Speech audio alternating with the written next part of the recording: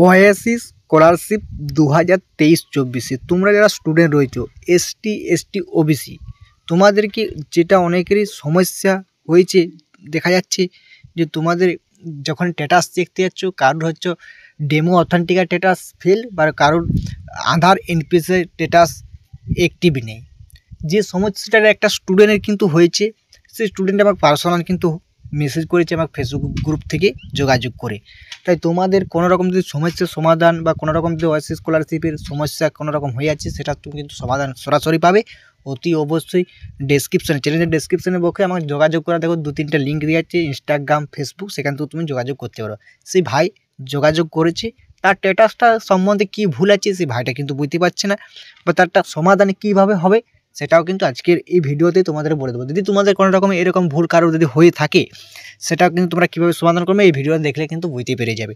তাই বন্ধুরা যদি ভিডিওটা একদম স্কিপ করবে না, একদম প্রথম থেকে শেষ পর্যন্ত দেখতে থাকো, ঠিক আছে?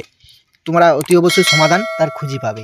চলো, যে তোমাদের যে স্ট্যাটাসটা পাঠিয়েছে ভাই সেই স্ট্যাটাসটা আমি সম্পূর্ণ তোমার সামনে তুলে ধরছি।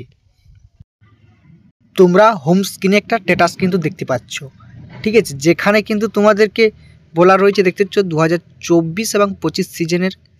এখানে তোমরা দেখতে পাচ্ছ পার্সোনাল সিকিউরিটিগুলো সম্পূর্ণ সবাই ব্লাড করে দেবো, ঠিক আছে? নামটা তোমরা দেখতে পাচ্ছ, এটা কোনো ব্যাপার নেই, ঠিক আছে? যে সমস্যাটা তোমাদেরকে দেখাচ্ছে আগে তোমাদের সম্পূর্ণ তোমার স্ট্যাটাসটা ওর দেখায়, তারপর তোমাদেরকে যে সমস্যাটা হয়েছে ভাইটা সেটা দেখাচ্ছে, ঠিক আছে?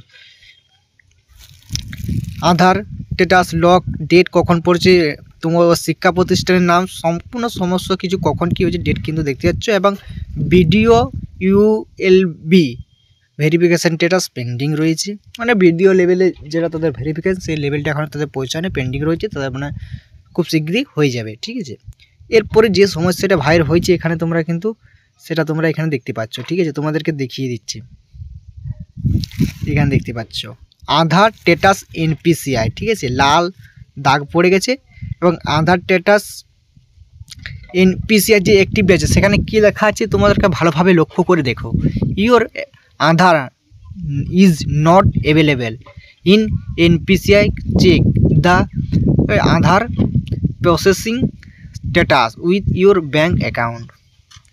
এখানে কি বলা হচ্ছে, এই ভাইয়ের যে সমস্যাটা হয়েছে এখানে আধার এনপিসিআই স্ট্যাটাসটা তোমাদেরকে বলেছিলাম, এটা একটা খুব গুরুত্বপূর্ণ জিনিস যেখানে কিন্তু তোমাদেরকে এই দুটো ঠিক কিন্তু করতে হয়। এই আধার এনপিসি স্ট্যাটাস বলেছিলাম, এবং তোমার এখানে দেখতে ডেমো অথেন্টিকেট স্ট্যাটাস, মানে আধার ডেমো অথেন্টিকেট স্ট্যাটাস মানে তার সমস্ত কিছু তার ডকুমেন্টসের সাথে সাথে তার সমস্ত ব্যাঙ্ক অ্যাকাউন্ট নাম্বার সমস্যা এই জায়গাটা কিন্তু তার সাকসেস হয়েছে, এটার কোনো সমস্যা কিন্তু নেই। যেটা কিন্তু সমস্যা এখানে দেখা দিয়েছে সেটা হচ্ছে তোমাদেরকে সেটা ভালোভাবে কিন্তু লক্ষ্য করছে, এই ভাইয়ের এই সমস্যাটা কিন্তু দেখা দিয়েছে। এটা সমাধান তোমরা কি করবে, এখানে বলা হচ্ছে যে আধার কার্ডের সাথে ব্যাঙ্ক অ্যাকাউন্ট লিঙ্ক করা নেই, অথচ তুমি লিঙ্ক করেছিলে, লিঙ্কটা করা হয়নি, লিঙ্কটা ফেল হয়ে গেছে, তার জন্য এটাই তোমাদেরকে দেখাচ্ছে। এখানে তোমরা ভালোভাবে বাচিক করে কিন্তু দেখতে পাচ্ছ ভাইটা, তুমি যদি বাচিক করে তোমার ভিডিওটা মানে দেখছো অতি অবশ্যই তোমার ব্যাংকের সাথে আধার কার্ডের সম্পূর্ণ লিঙ্ক করো, নাহলে কিন্তু এই 24-25 তুমি যতই তোমার ঠিক হয়ে যাক তুমি কিন্তু টাকা পাবে না।